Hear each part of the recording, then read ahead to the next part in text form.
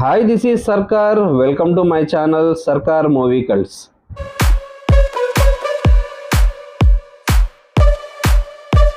Most awaiting movie ఒక చిన్న update తో అయితే వచ్చేసిన. ఆ అప్డేట్ ఏంటి అనేది తెలుసుకునే ముందు అందరూ చూస్తున్నారు కానీ లైక్ కొట్టట్లేదు ఫ్రెండ్స్. కొంచెం లైక్ కొట్టిన వీడియో చేయడానికి మాకు ఎంకరేజింగ్ గా ఉంటుంది. Please like. విషయానికి వస్తే ఏంటంటే అప్డేట్ పుష్ప గురించి. ఈ పుష్ప స్టార్ట్ అయినప్పటి నుంచి ఏదో ఒక కాంట్రవర్సీ జరుగుతూనే ఉంది. ఈ మధ్య ఏంటంటే మ్యూజిక్ డైరెక్టర్ దేవిశ్రీ ప్రసాద్ ని బ్యాక్గ్రౌండ్ స్కోర్ నుంచి తీసేశారు అని. బికాస్ ఆఫ్ రీసెంట్ గా ఆయన హైదరాబాద్ లో ఒక షో పెట్టాడు.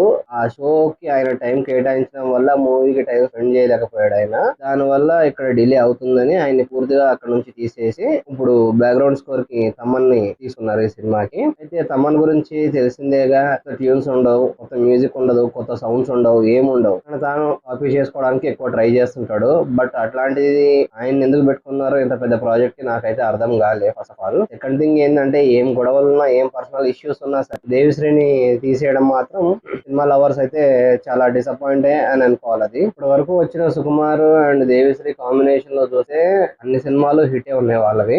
సినిమా పరంగా ఫ్లాప్ అయినా సరే రిజల్ట్, ఆడియో పరంగా మాత్రం సినిమా హిటే. అయితే ఇంకా మూవీ అప్డేట్ వచ్చేసి ఏంటంటే ఇందులో అల్లు అర్జున్ ది సీన్ ఉంటది. అదేంటంటే మన ఫస్ట్ పార్ట్ లో చూసుకుంటే పోలీస్ ఉంటాడు కదా, చిన్న మెడ వంకర్ గా ఉండి.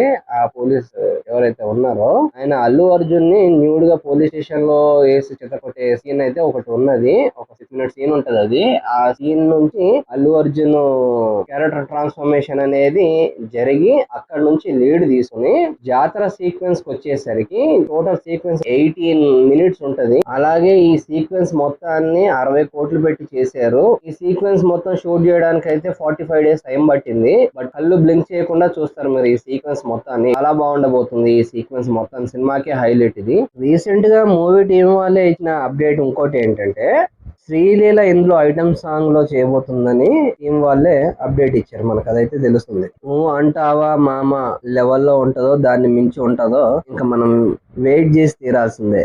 సాంగ్స్ కి డిఎస్పీ మ్యూజిక్ ఇచ్చాడు కాబట్టి, బట్ సినిమా మీద మంచి ఎక్స్పెక్టేషన్స్, ఓపెన్స్ చాలా బాగా వస్తాయి అని ఒక పాజిటివ్ ఏదైతే ఉందో థింగ్, ఓకే అది బాగానే ఉంది. కాకపోతే ఈ మధ్య అల్లు అర్జున్ కి హేటర్స్ ఎక్కువైపోయారు. బికాస్ ఆఫ్ ఏంటో విషయం మీకు తెలిసిందే, ఆయన ఎక్కడికి వెళ్ళి ఏం చేయడం వల్ల అలా హేటర్స్ పెరిగారు అనేది. అది కూడా చేయకుండా ఉండుంటే అసలు పాటు December 6th అసలు చాలా పెద్ద భారీ ఓపెనింగ్ అయితే ఉండేది అని నాకైతే తెలుస్తుంది. బట్ ఇప్పటికీ చూడాలి. ఉన్నా ఆశ్చర్యపోని అవసరం లేదు. సినిమాకున్న క్రేజ్ అట్లా ఉన్నది కాబట్టి. బేసిక్ గా మనకంటే కూడా నార్త్ ఇండియాలో బీభత్సమైన క్రేజ్ ఎక్కువైపోయింది ఈ సినిమాకి.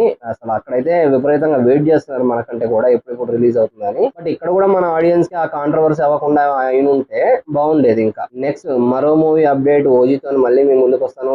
Thanks for watching. Please like, comment, subscribe my channel. Thank you.